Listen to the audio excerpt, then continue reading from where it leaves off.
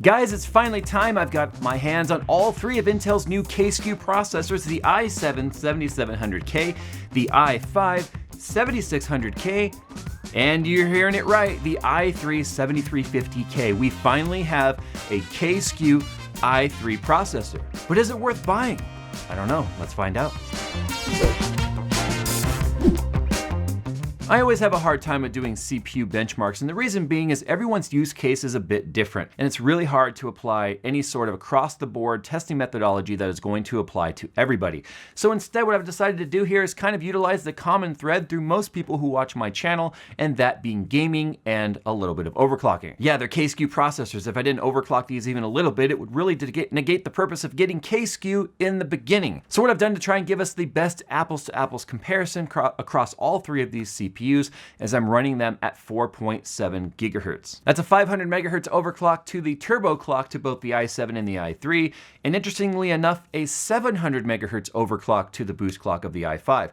For some reason, the i5 has a turbo clock of 3.8, where the other two have a turbo clock of 4.2. I don't understand that, which is really interesting. I don't know why they did that. But anyway, I've locked all three of them at 4.7 gigahertz to give us the best direct comparison between these three as we possibly can. Now, the rest of my testing system is a Z270 ASRock Gaming K6 Fatality motherboard, 16 gigabytes of G-Skills Trident Z DDR4 at 2666, a HyperX Savage 960 SSD, making sure we're feeding the data fast enough to the CPU, and of course, a MSI GTX 1080 Gaming X GPU. The reason why I chose that was I wanted to see how much drop off there is on the i5 and the i3 versus the i7. I mean, everyone wishes they could have an i7 and a 1080, but the question is there bottlenecking happening on the lower end CPUs, and how does that translate to a gaming experience? The games I chose are kind of a mashup of different DX12 games, some DX11 games, some synthetics, things like CINEBENCH. I kind of just tried to randomly pick things that I thought would test these in different types of scenarios. Again, it's not easy to do these types of benchmarks and have it apply to everybody. So with all that crap out of the way, let's go ahead and just dive right into it. I know you guys are dying to hear the numbers. You don't want to hear anything else I have to say, so let's do it. CINEBENCH should be no surprise. This is a CPU benchmark utility, so obviously we're going to see a huge fall off between the three. So as you can see, you are getting a little bit less than half the performance of an i7 with the i3 if we use benchmark as kind of a direct comparisons baseline. But we all know that that's not going to account for all of the uses out there. So what about games? Well, let's go ahead and start here with Dirt Rally. Dirt Rally is one of those games that can hammer your CPU if it's not up to the task. It's kind of like once you go over a certain threshold of CPU performance, then you kind of get all the FPS, but if you don't have enough, then it falls on its face really hard.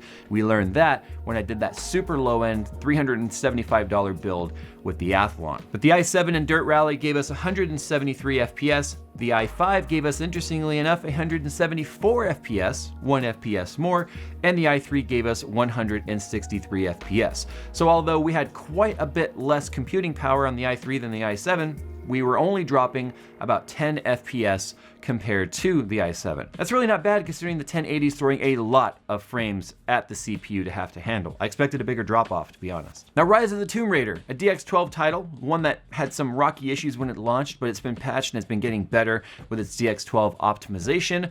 We got 135 FPS on the i7, 134 on the i5, and 134 on the i3. So pretty much identical performance across the board. Obviously, that's due to DX12, which is huge. This is why we need to see more game developers doing good optimization for DX12, because it really does make up for lower end hardware. Metro Last Light is a DX11 title and has been known to bring gaming systems to its knees. It's one of the reasons why I leave Metro in my testing lineup, because I have seen it literally bring systems begging for mercy. The i7 gave us 169 average FPS, the i5 156, and the i3 131. So 37 FPS difference between the i3 and the i7.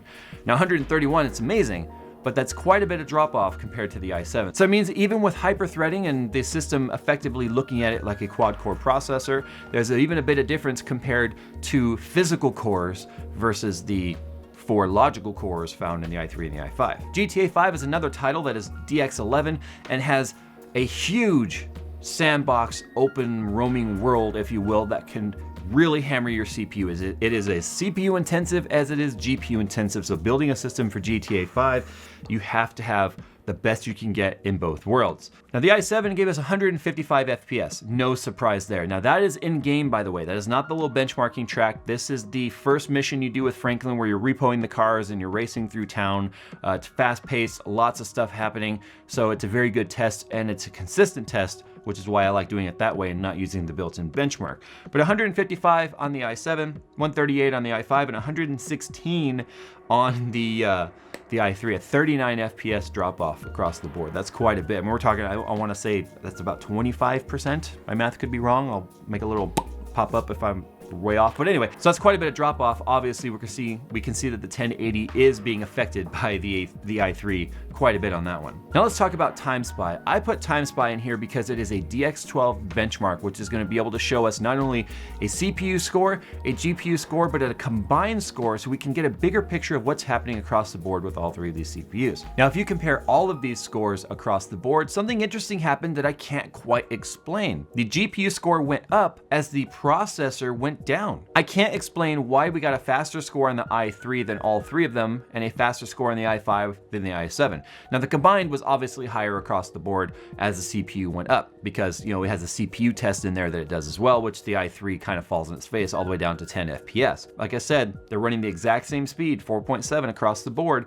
the exact same systems, just swapped in the CPUs and did the exact same tests again with all the same settings. So really interesting on that one. Now I know this video wasn't specifically about the 7350K, but I think it's important to mention something here. Even though it has hyperthreading and it's unlocked, and you can overclock it. On the test that takes CPU performance into account, you can see that the i3 with its 4 logical cores is not equal to an i5 with 4 physical cores and no hyperthreading. So it's really difficult for me to recommend this i3 7350K, even though it's got all of its enthusiast features on there, when for approximately the same price, you can get an i5 7500, which is a lock CPU. It's not a K CPU. It still allows some B clock overclocking, but it's approximately the same price, and you're going to get better performance out of the 7500 than you would a 7350K. In fact, something I need to do in another video here is compare the i3 7350K to an AMD 8350, because again, they're the same price, and we want to see if we get direct comparisons. Now, obviously, you get some of the latest features on Kaby Lake. Requires Windows 10 to actually take advantage of most of those features, but that's a topic for another video. So although it performed very, very well, I still have a hard time recommending it, especially if you're talking about budget builders, because the Pentium series was something that was amazing. It was under $100. Dual cores obviously fell on its face not long after it was launched. It just wasn't powerful enough, but the new Pentiums also have hyperthreading included on them in this generation with Kaby Lake, and they are nowhere near the $180 that this i3 is retailing at. So it's, again, it's one of those where I feel like Intel's trying, and I think they might feel like AMD's on their heels, so they gotta do something.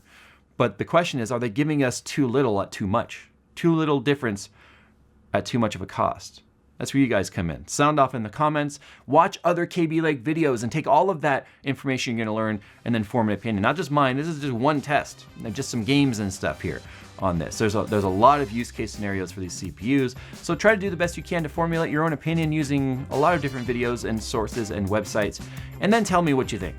Sound off in the comments or hit me up on Twitter, guys. Thanks for watching. Also, too, if these are available on Amazon, I will link them down below. The timing of these is still kind of hard to get your hands on them. I think Micro Center might have some. But anyway, I digress. It's not that important. Thanks for watching, guys, and as always, I'll see you in the next video.